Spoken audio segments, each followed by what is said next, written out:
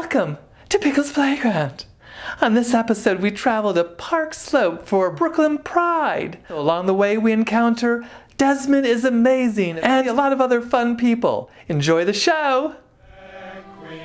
No one could be more playful than me. Hi, I'm Pickles. We're at Brooklyn Pride, and who's behind the camera? I think he needs to come from behind the. He's twisting it toward him. It is Desmond is amazing.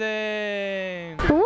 I'm Desmond is amazing, and I'm 10 years old. I have a whole list of questions here for you. So you call yourself a drag kid instead of a drag queen. Why is that? Because I feel like the term drag queen is more for an adult.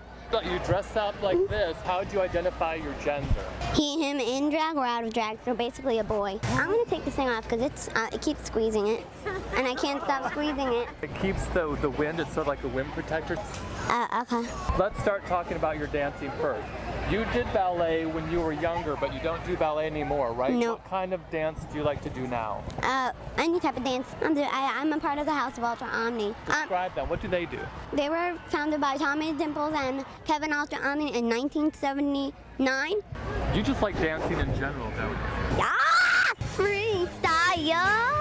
Now your design look. My look is inspired by a butterfly, and I'm a butterfly because I can fly free and be gay and proud of what I am. Drag is just drag.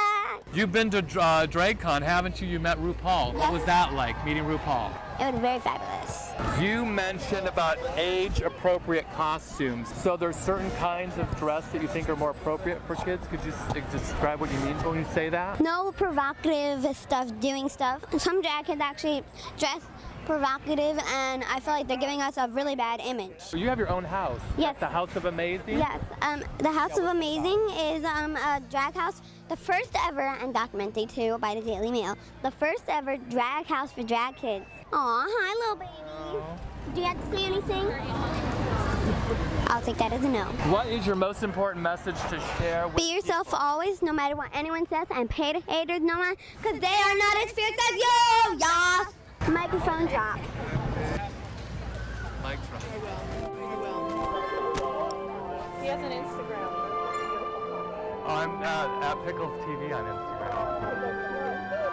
They call her Pickles, Pickles, fun-loving drag queen. No one could. Hello, we're at Brooklyn Pride on 5th Avenue, 2018. What's your name? My name is Andres. What is this that you are selling here? I'm part of a&v Art. We're a team of 3 guys. What we do is funny artwork and irreverent artwork, and our inspiration is Disney. As you can see behind me, we have some fan art about your favorite characters. So which ones are the best sellers today? This one, which is our Hercules dick pic. This is another one. We made this one for Caswell. Caswell's been on our show before, and we even showed this. We have a RuPaul. Actually, we made a whole collection from with the queens from RuPaul Drag Race. Prince Eric wearing the Little Mermaid wigs. Yeah, people love this one. Are you single? I have a boyfriend. This is over. Come on over. Hey, this is Katastrophe Jest. Hi.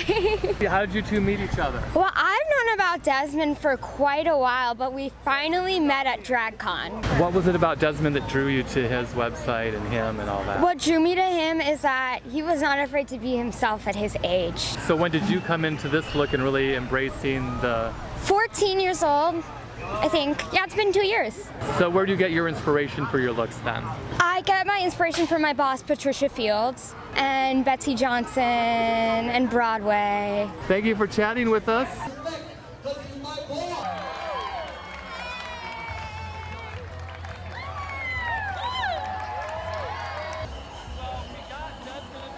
Call her Pickles, Pickles, fun-loving drag queen.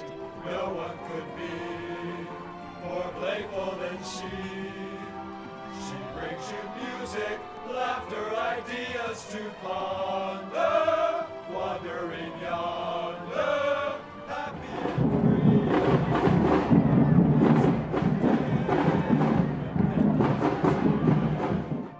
Smiling and gay,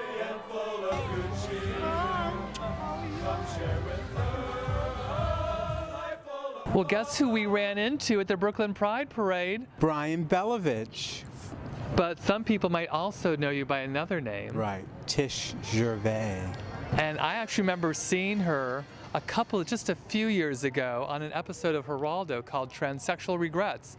You have quite a history. Yes, that would be an understatement, of course. And so much so that you have written a book about it, and that book is going to be coming out very soon. Could you tell us a little bit about that? Yes, I've written my memoir. It's called Transfigured, My Journey from Boy to Girl to Woman to Man.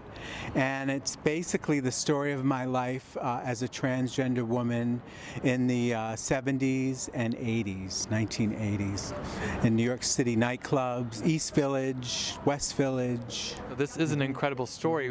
Why did you feel that you had to tell it? I've always wanted to do it. It just seemed that everything lined up. The timing was right. I mean, there's so much interest in transgender issues, and this is a story I believe that will add an entirely new conversation around gender. So I'm very excited to be bringing it to people. Could you share with us maybe one tiny little story just as a teaser to get them to want to read this incredible memoir? Oh my God, there's so many. I'm sure there are.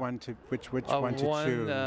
Well, it starts in the mid '80s, and it goes it's told in a flashback from the mid '80s when I was living in Times Square, working at the Limelight and the Palladium and Danceteria and all the new and exciting clubs in New York City, and it goes back from there. I mean, I write about my marriage to a soldier and living in Germany. That may sound familiar, like a familiar story about a transgender a woman who marries a soldier and ends up in Germany.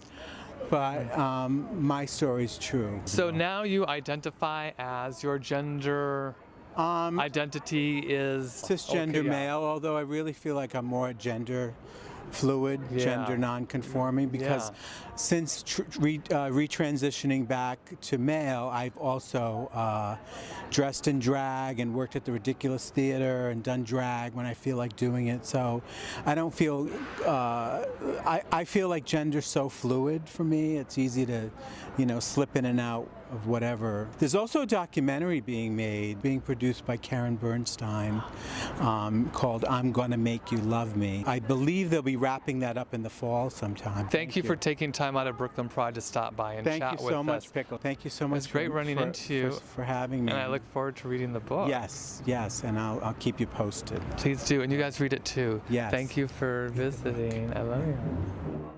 Thank you so much for watching this special Brooklyn Pride episode of Pickles Playground. I love you. Bye-bye. Music, laughter, ideas to ponder.